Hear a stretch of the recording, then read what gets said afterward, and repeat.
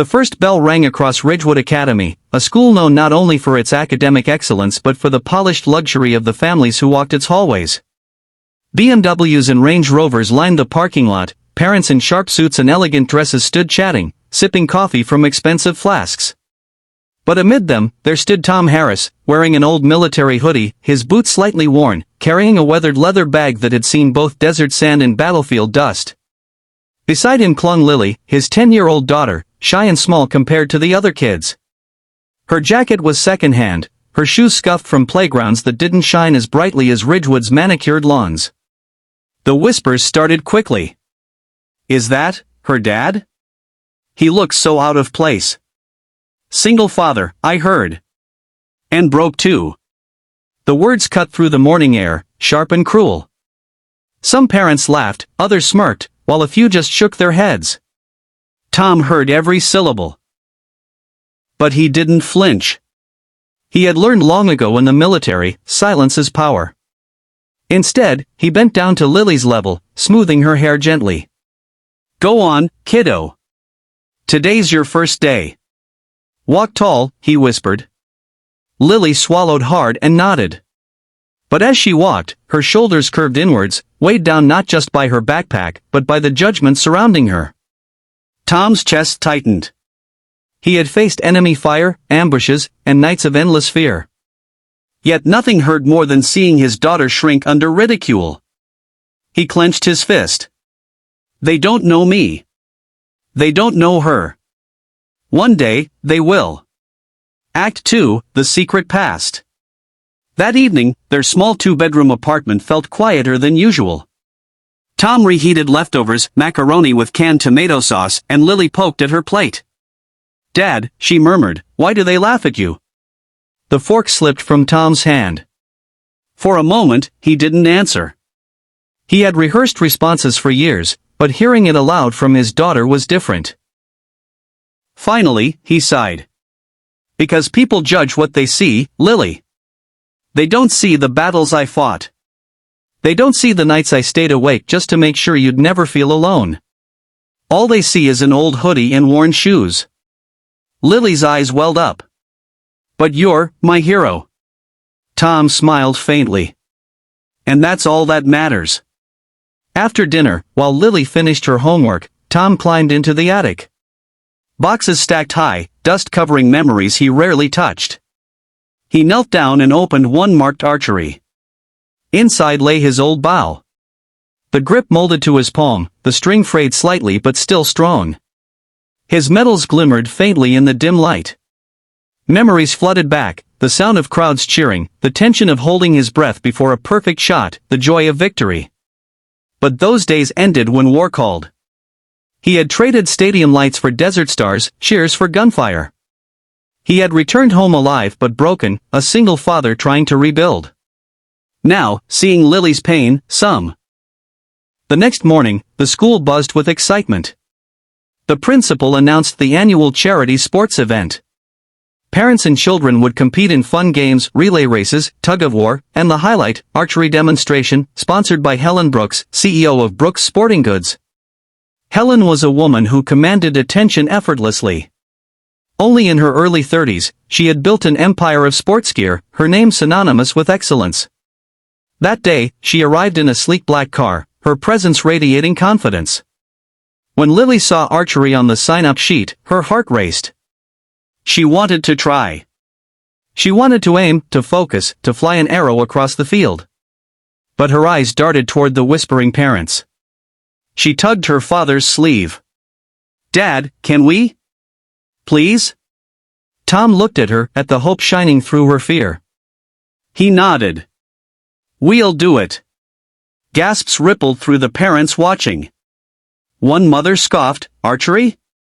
With him? He probably doesn't even know how to hold a bow." Tom said nothing. But deep inside, the old fire reignited. Act 4, The Laughter. On the day of the sports event, the field was packed. Tents lined the grass, families clapped and cheered, children ran about with cotton candy. At the archery station, rows of shiny new bows gleamed. Parents whispered, smirks spreading as Tom and Lily approached. That poor girl. She'll make a fool of herself. Wait till he tries. This will be hilarious. Helen Brooks herself stood at the edge, smiling at the children, but her sharp eyes caught sight of Tom.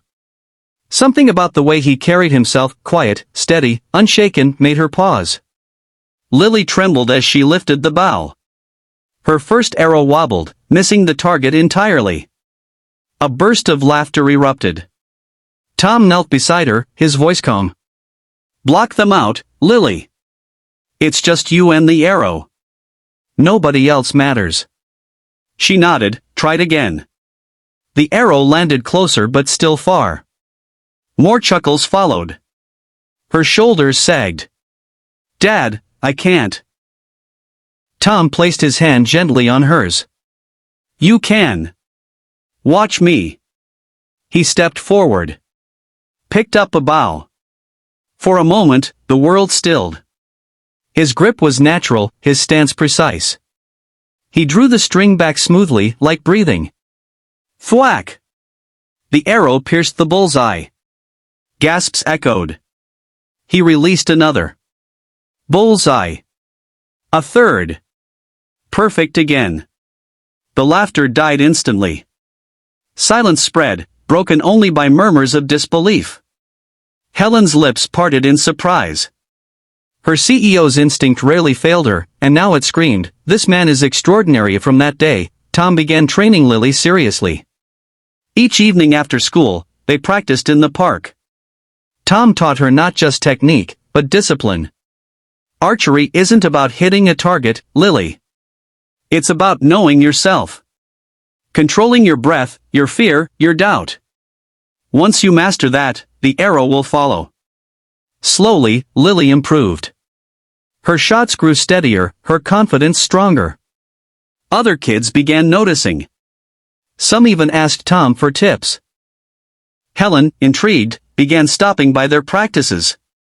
She watched Tom's patience, the way he spoke with wisdom and warmth. She saw a man who had lost much, yet gave everything he had to his daughter. One evening, she approached him. "You were a champion once, weren't you?" Tom chuckled. "Long time ago." "You could be again," she said softly. He shook his head. "My championship days are over." But hers, he glanced at Lily, smiling, are just beginning. Helen's heart stirred. She had met athletes, businessmen, leaders, but never someone like him. Act 6, The Obstacle. Just when things were looking up, life struck again. Tom's old war injury, the shrapnel near his shoulder, flared painfully. Doctors advised him to rest, warning that pulling a bowstring could worsen it. For days, he struggled to hide his pain. But Lily noticed. "Dad, maybe we should stop." Tom looked at her, his voice firm yet tender. "Lily, the world will give you 100 reasons to quit. Don't let pain be one of them. We fight not because it's easy, but because it matters."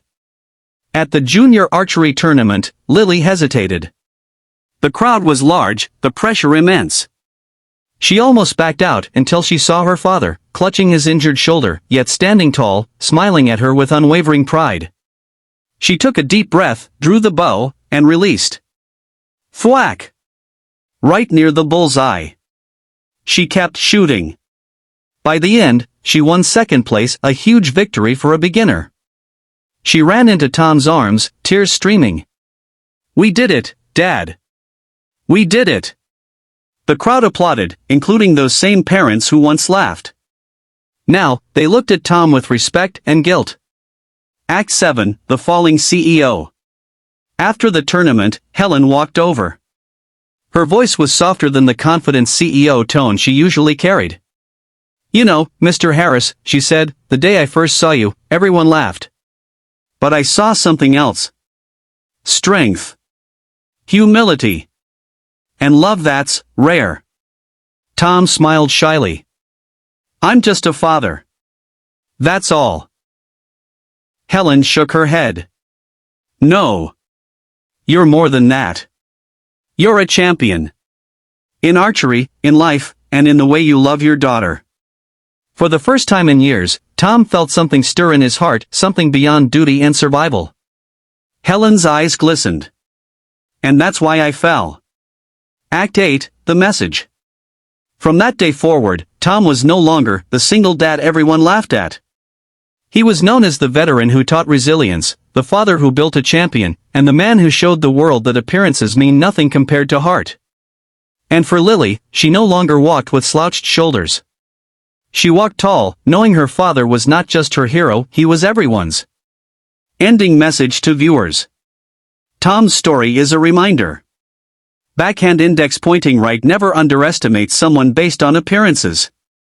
Backhand index pointing right behind scars, wrinkles, and silence, there may be a warrior, a champion, a hero. Backhand index pointing right, and most importantly, love, pure, unconditional love, can transform pain into strength. Speech balloon. If this story